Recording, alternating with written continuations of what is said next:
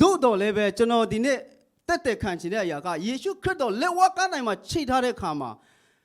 သူ့မှာဖြစ်ပျက်ခဲ့တဲ့ဒဏ်ချက်တော်၄ချက်ရှိတယ်အဲ့ဒီအကြောင်းအရာကိုဘယ်ဟိုမာကုရှင်မာကုခရစ်ဝင်အခန်းကြီး15 16 20မှာလည်းရှိမှာဖြစ်တယ်ရှင်ယောဟန်ခရစ်ဝင်အခန်းကြီး19 14မှာလည်းရှိမှာဖြစ်ပါတယ်အဲ့တော့ဒီပုံကိုကျွန်တော်တို့တွေ့တဲ့အခါမှာဘာတွေ့ရလဲဆိုရင်ယေရှုခရစ်တော်လက်ဝါးကနိုင်မှာအသေးခံတဲ့အခါမှာစူအားဖြင့်လှုပ်ထားတဲ့သူ့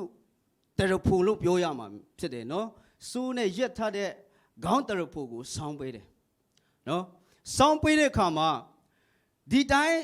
ဆောင်းထားတာမဟုတ်ဘူးဒီတိုင်းတင်ထားတယ်ဆိုရင်အဲ့လောက်နာဖို့မရှိဘူးဒါပေမဲ့ယောမတွေကဘလောက်ထင်ရက်ဆက်လဲဆိုရင်ရိုက်တာတစ်ချိန်လုံးရိုက်ပြီးမှ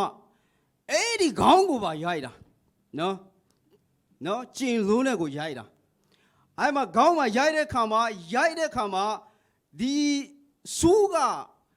သူ့ရဲ့ခေါင်းထဲမှာစီးဝေသွားတာစူးကဒီခေါင်းခုကိုဝင်တဲ့ခါမှာလူတယောက်မှာဒီခေါင်းမှာတွေ့အထွတ်ဆုံးကခေါင်းဖြစ်တယ်နော်ခေါင်းဖြစ်တယ်ဒါကြောင့်မို့ခေါင်းမှာဒီစီးဝေဒီစူးတွေစီးတဲ့အထဲမှာဝင်တဲ့အခါမှာသွေးတွေက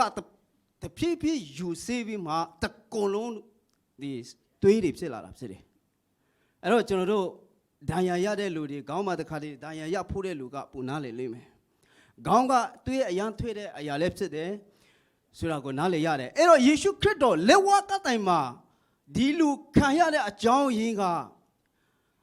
ဘာကြောင့်လဲဆိုတာကျွန်တော်တို့အဖြေရှာဖို့ဖြစ်ပါတယ်တော့ဒါကယေရှုခရစ်တော်တရဖူဒီတရဖူကသူ့အတွက်အင်မတန်နာကျင်စေတဲ့အရာဖြစ်တယ်ဒါမဲ့ယေရှုခရစ်တော်ပြုခဲ့တဲ့အရာတွေကျွန်တော်တို့နားမလည်ပေမဲ့ဘုရားသခင်မှာကြံစည်ရှိတယ်ဘုရားသခင်မှာကြံစည်ရှိတယ်အာဒါနဲ့ဤဝကဘုရားစကားနားမထောင်တဲ့အရာရှိတယ်အဲ့ဒီဥယျာဉ်မှာအာဒါနဲ့ဤဝလို့ပြောတဲ့အခါမှာကျွန်တော်တို့အားလုံးသိတယ်လူရဲ့အစဖြစ်တယ်အာဒါနဲ့ဤဝကလူရဲ့အစဖြစ်တယ်ဒါပေမဲ့သူတို့နှစ်ယောက်ကဘုရားစကားလုံးဝနားမထောင်ခဲ့ဘူးမကောင်းတာနေတွေးတယ်မကောင်းတဲ့ကြားနေဒါကြောင့်မို့ဆန္ဒရဲ့လက်ဖြတ်ချင်းတွေသူတို့ဝေတဲ့အခါမှာသူတို့ကောင်းတာနေမစင်စားတော့ဘူးမကောင်းတာဘုရားစကားနားမထောင်ချင်တဲ့စိတ်ကဒီထဲမှာရောက်သွားတယ်အဲ့ဒါကြောင့်မို့သူတို့ကအပြစ်လုပ်လာတယ်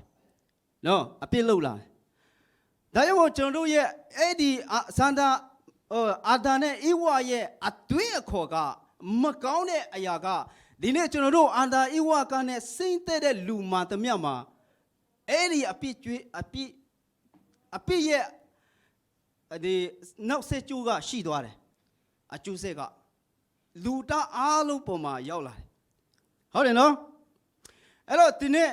အပြစ်လုပ်ပါလို့ပြောစရာလို့လားလူလားဒီဘက်ကပြောရအောင်အပြစ်လုပ်ပါလို့ပြောစရာလို့လားမလို့ဘူးဒီဘက်မှာပြောရအောင်အပြစ်လုပ်ပါပြောစရာလို့လားမလို့ဘူးမလုံနဲ့ဆိုတဲ့အခါတော့မှအများကြီးလုံတာမလုံနဲ့တော့ဒါမလုံနဲ့ပြောထားတဲ့အရာကိုတော့မှတာရွက်လုံချင်တာလူရဲ့သဘောကဘာကြောင့်လဲအဲ့ဒီကျွန်တော်တို့ရဲ့အသွေးအခေါ်ကဒီလူကျွန်တော်တို့ရဲ့ဘူဘေးဖြစ်တဲ့အာဒါယေဝကအဲ့ဒီစာနာမဏရဲ့မကောင်းကြံတဲ့ဒီအသွေးအခေါ်ကဒီသူတို့ထဲမှာရှိသွားလို့ဒါကြောင့်ကျွန်တော်တို့ကအပြစ်လုပ်ပါလို့ပြောစရာမလိုဘဲနဲ့အပြစ်လုပ်လာတာတစ်ချိန်လုံးကျွန်တော်တို့ကအပြစ်လုပ်တတ်တဲ့သဘောရှိတယ်အဲ့ဒီတင်ကကျွန်တော်တို့လူသားအားလုံးမှာရှိတယ်ဒါကြောင့်မို့ယေရှုခရစ်တော်လက်ဝါးကနိုင်မှာတည်ခံတဲ့အခါမှာကျွန်တော်တို့လောကလူသားအားလုံးမကောင်းတဲ့အကြံစင်တွေရှိတဲ့အရာအားလုံးကိုဒီမှာဆင်ရင်တာဖြစ်တယ်နားလေကြလားဒါကြောင့်မို့ကျွန်တော်တို့ဒီနေ့ဖျားသားသမီးဖြစ်လာတဲ့အခါမှာကျွန်တော်တို့တွေကကောင်းတာကိုမကောင်းတာကိုခွဲခြားပြီးမှကျွန်တော်တို့အသက်ရှင်လာလားကောင်းတာမကောင်းတာကိုဘယ်လိုအသက်ရှင်ခြင်းလဲယေရှုခရစ်တော်ကိုမိမိကယ်တင်ရှင်အဖြစ်ယုံကြည်လက်ခံပြီးမှရရှိတဲ့လူကအပြစ်ထဲမှာအမြဲတမ်းပျော်လားမပျော်တော့ဘူးဘာကြောင့်လဲယေရှုခရစ်တော်လက်ဝါးကနိုင်မှာကျွန်တော်တို့အသွေးဆက်ပြီးတဲ့အရာကိုကျွန်တော်တို့အသွေးထဲမှာသိလာတယ်။အုံနောက်ထဲမှာသိလာတယ်။ယေရှုငါအတွက် လောကတဲ့မှာတေခံပြီးပြီဆိုတဲ့ဟာကိုကျွန်တော်တို့သိတဲ့အခါမှာဒါကြောင့်ငါဖြောက်မှတော့သူဖြစ်တယ်ဘုရားသားသမီးဖြစ်တယ်ငါအပစ်ထဲမှာတော့အမြဲတမ်းကျွန်တော်သွားလို့မရဘူးဆိုတာကျွန်တော်တို့ရဲ့အတိတ်ထဲမှာရှိလာတာဖြစ်တယ်။အုံနောက်ထဲမှာရှိလာတာဖြစ်တယ်။အဲ့ဒါကဘယ်သူစီမှမရဘူး။ယေရှုခရစ်တော်အားဖြင့်ပဲရလာတာဖြစ်တယ်။အာမင်။ကျွန်တော်တို့ကောင်းလို့မဟုတ်ဘူးယေရှုခရစ်တော်လောကတဲ့မှာအသေးခံချစ်တဲ့ကြိုချင်းအားဖြင့်ကျွန်တော်တို့ရလာတဲ့အရာကဘာလဲဆိုရင်ကျွန်တော်တို့ကောင်းတာတွေးတလာတဲ့အရာကယေရှုခရစ်တော်ကြောင့်ဖြစ်တယ်။လက်ကောက်တိလက်ဘုရားရှင်ကိုချီးမွမ်းရအောင်။အာမင်။